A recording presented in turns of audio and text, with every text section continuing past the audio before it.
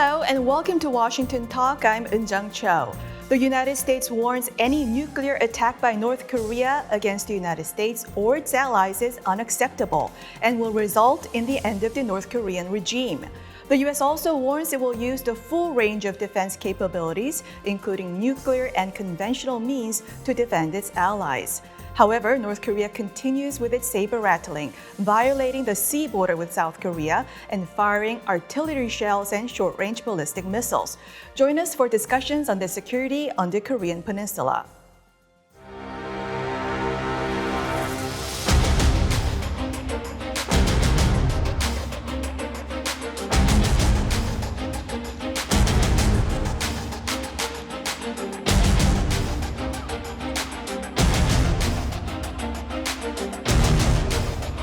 All of this behavior, all of it, is reckless and deeply destabilizing to the region.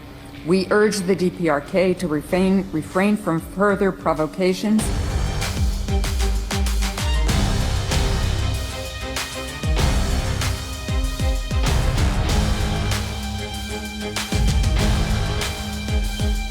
특히 3국은 북한이 끝내 7차 핵실험을 감행할 경우 전례 없이 강력한 대응이 필요하다는 데 공감하였습니다.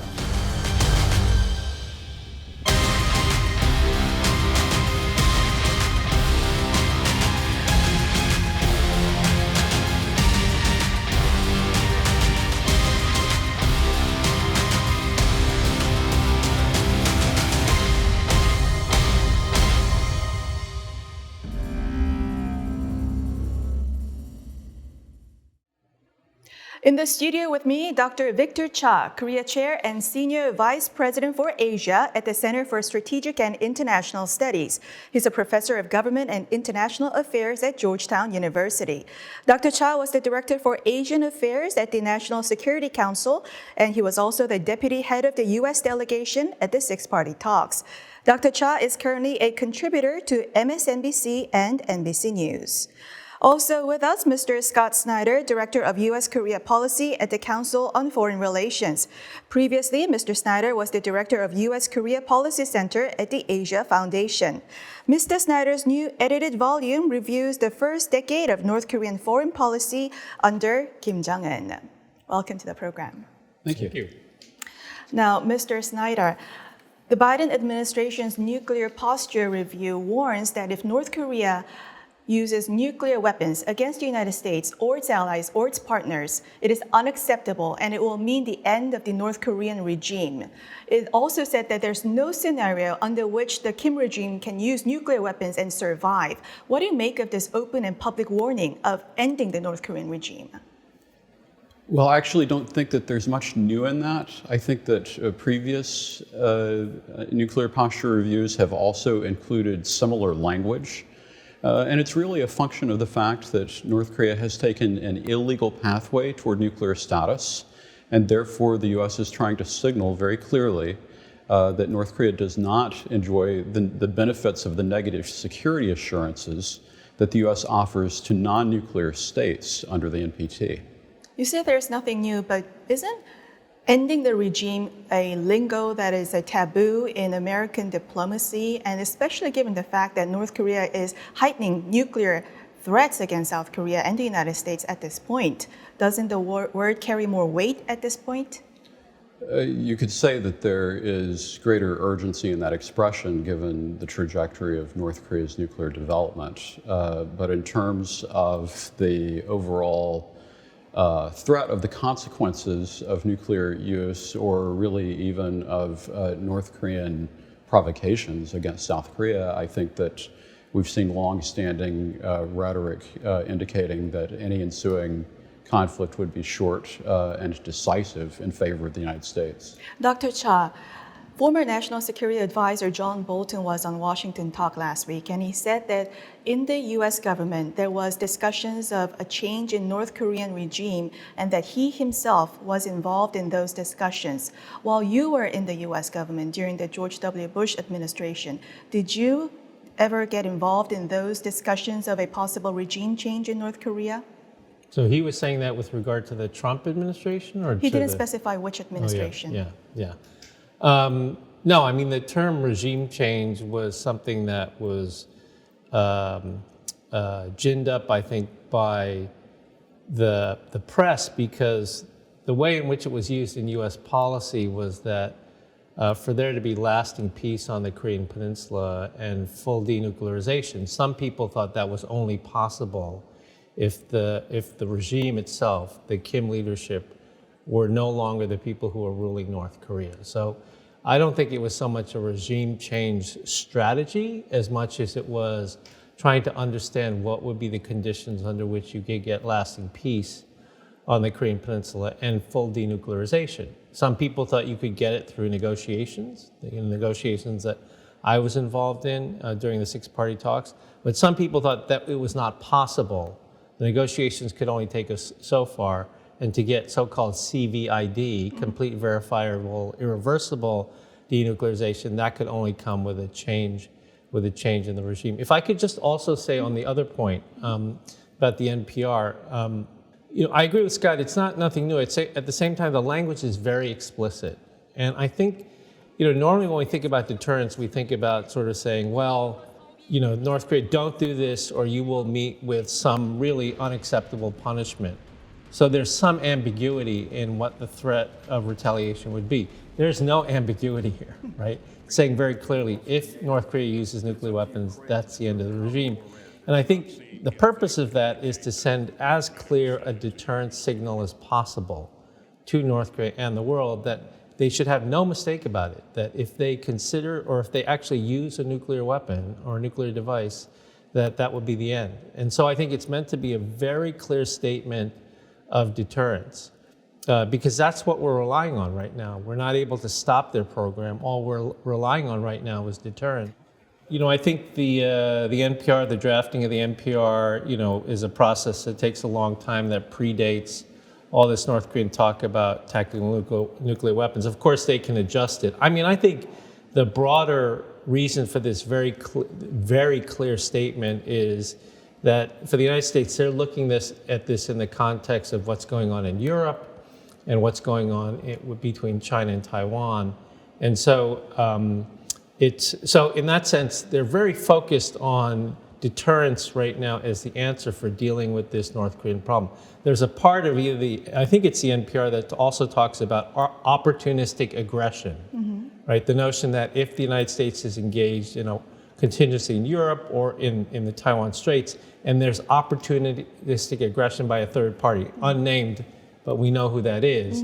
There's also a phrase in there that suggests escalation to the nuclear level for the United States. So I would say it's part of this broader strategy in which we are dealing with two major contingencies in Europe and in Asia. And then in addition to that, we have the North Korea issue. In this trend of escalating tensions, North Korea not only fired short-range ballistic missiles, but also intruded the northern limit line. North Korea contends that United Nations Command unilaterally made this line, and that what is U.S. government's position on the NLL as a signatory of the armistice?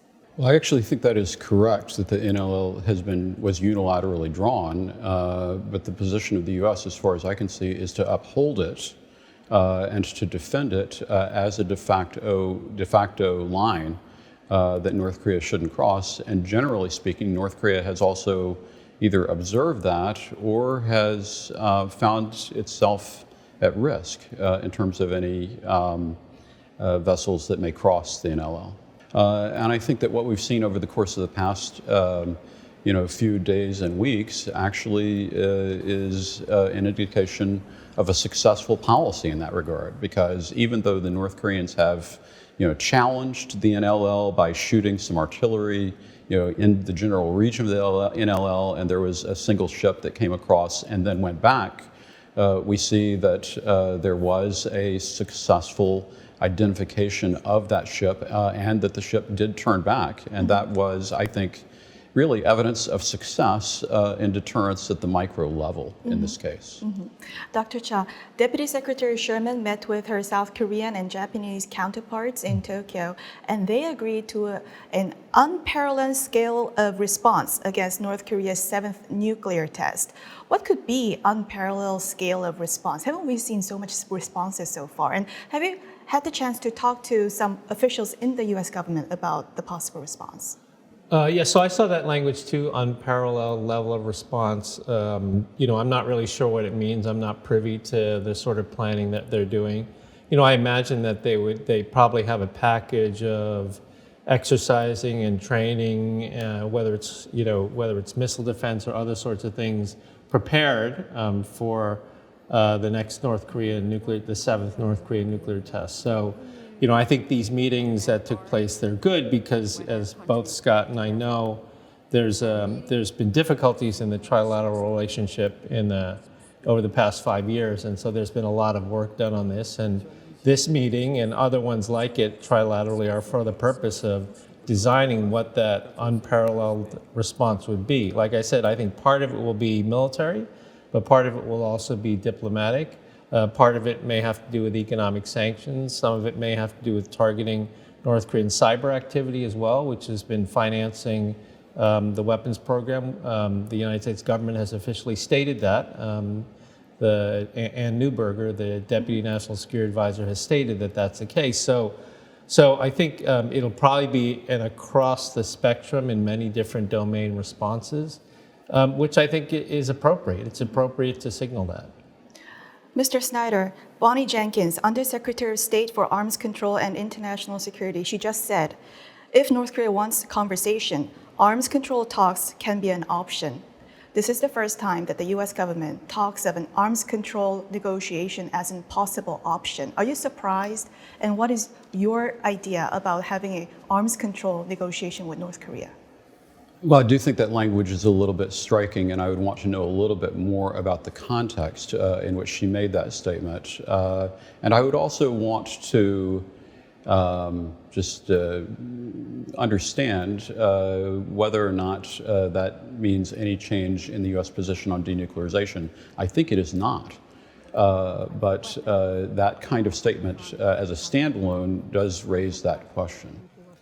And so the issue, I think, is really arms control. Well, I mean, the fact of the matter is that it's inevitable that as you talk about developing a process of negotiated denuclearization, that arms control could be a significant component of that.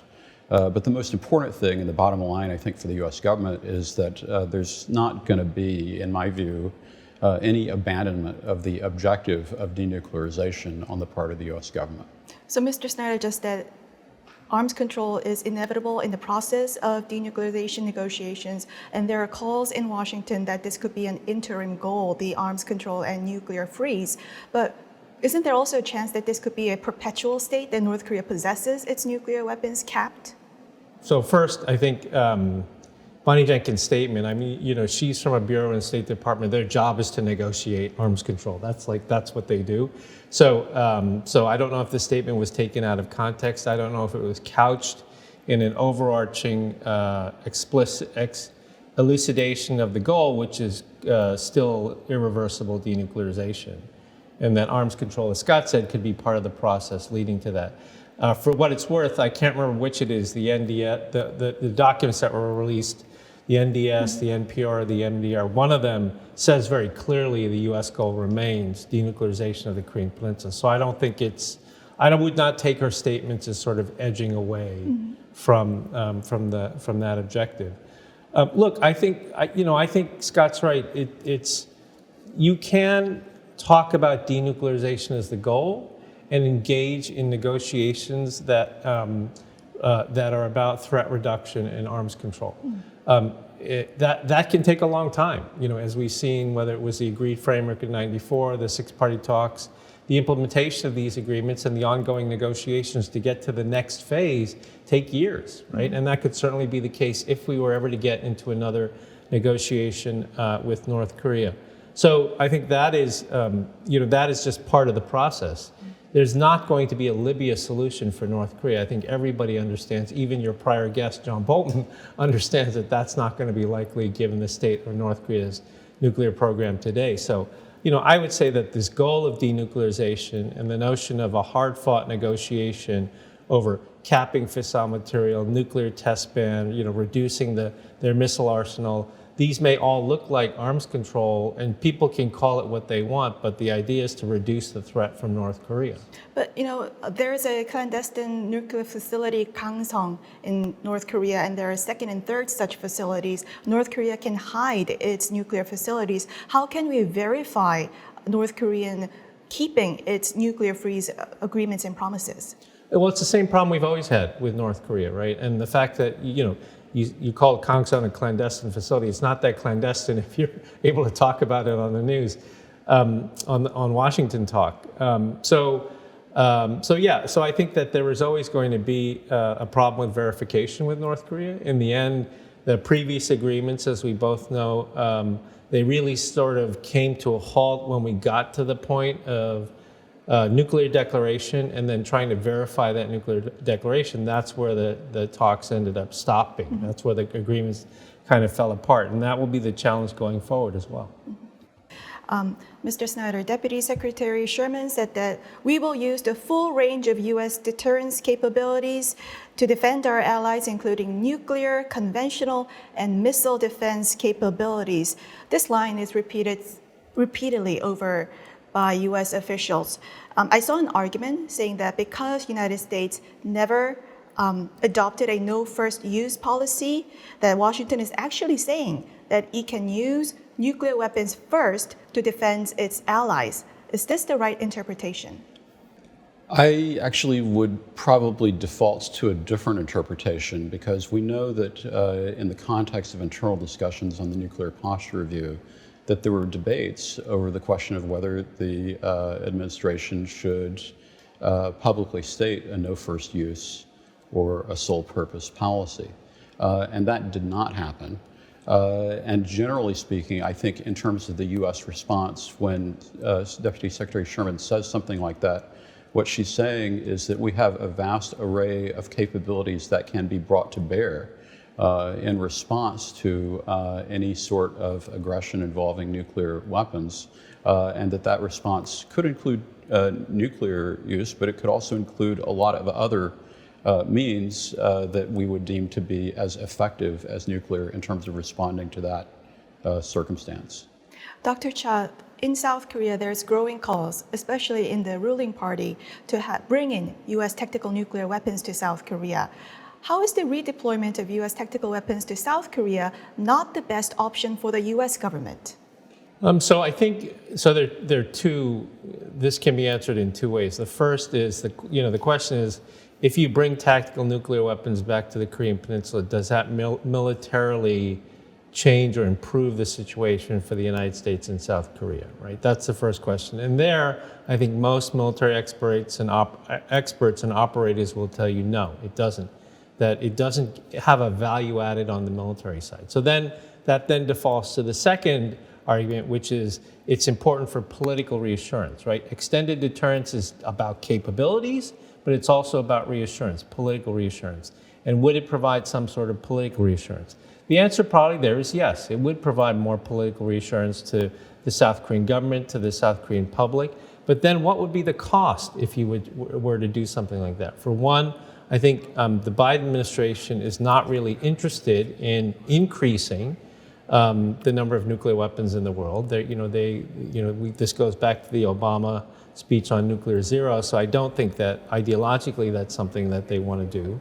And I think that they feel that there aren't real benefits to doing that, whereas the cost could be higher in terms of escalating the situation on the peninsula. We've had this discussion for weeks now, and I've heard so many people saying that if we have tactical U.S. nuclear weapons in South Korea, it would escalate tensions and it would even make North Korea attack South Korea more. But does that mean like countries like France or UK, they're more vulnerable because they have nuclear weapons on their soil? They're more vulnerable to a nuclear attack from another nuclear weapon state? Well, I mean, the thing, again, this question is framed as, well, South Korea doesn't have South Korea is a non-nuclear state, and therefore they may be more vulnerable to attack by North Korea. South Korea is a non-nuclear state, but they have a nuclear umbrella. They have a nuclear security guarantee. They have the full weight of the U.S. nuclear forces behind them. So it's not like they're not Ukraine, right? In the sense that Ukraine didn't, it was not a NATO ally. It didn't have a nuclear umbrella over it. In the case of South Korea and Japan, it's a completely different situation. They are military allies of the United States. They have U.S. forces on the ground in case there were ever any hostilities on the peninsula, automatically engaging the United States, and they have the full weight of the U.S. Nuclear umbrella. And the statements in the NPR, the NDS, and the MDR, which state very clearly use of a nuclear weapon by North Korea would mean the end of the regime, as well as, as Scott said, the no first use there not being a no first use doctrine. The U.S. reserves the right to use nuclear weapons first in the case potentially of opportunistic aggression or some other sort of scenario that threatened South Korea and Japan. Mr. Snyder, on this political reassurance about this extended deterrence, is there a possibility that if we have a change in the U.S. administration, the extended deterrence pledge could be weakened or could be overturned? There could be calls from the U.S. side for South Korea to increase the burden sharing, or we could withdraw the extended deterrence. Well, I think there's two aspects to that question. One is that there is a legal framework related to the Mutual Defense Treaty, but if we really dig into that, either side can pull out of the treaty with only 1 year notice. And so that, in this context, actually looks pretty weak. And then there's the issue of political assurance, and that is really about credibility and trust between allies. And whether or not there could be an anti-traditionalist who comes into office and withdraws that pledge. And I think that that has emerged as a valid concern that could emerge. And it's something that actually right now, when we're in relatively good shape, we should have deeper discussions and deeper coordination to deal with both of those tracks. I want to close with this question. When you were on our program last time, Mr. Snyder, you said alliance and nuclear acquisition is no longer a contradictory concept different from situation decades ago. Are you saying that U.S. will accept Korea developing its own nuclear weapons? No, that's actually not. I was really trying to address the issue of whether or not the U.S. could live with a nuclear South Korea and maintain an alliance relationship. And I believe that, at least as a hypothetical, that is a more possible outcome than has been the case for decades. Dr. Cha, what are your thoughts? Can the United States live with nuclear South Korea different from what happened in the early 1970s that we all know from the declassified documents that U.S. was against South Korea's nuclear development? Yeah, that's a difficult question to answer. Obviously it would depend on the contingency. It would depend on who is the president at the time. If it were Donald Trump, he would probably say yes, because he already said the whole region should go nuclear. So if it were Donald Trump, he might say yes. If it were another U.S. administration, a Biden administration, or another administration besides Donald Trump, I think it would be something. I think it would be a pivotal point in the relationship, because the alliance relationship is about the U.S. security guarantee to South Korea, and if South Korea develops nuclear weapons because they are not comfortable with the credibility of the U.S. defense commitment, it does call into question the whole purpose of the alliance, right? Why is the alliance there? Why do we have 27,500 troops there if our ally doesn't believe that we'll defend them? So I honestly don't know the answer to that question. I think it really depends on the situation and who's the president in the United States. But it would be a pivotal moment in the alliance relationship. We will continue our discussion next time. Dr. Cha, Mr. Snyder, thank you very much for joining us.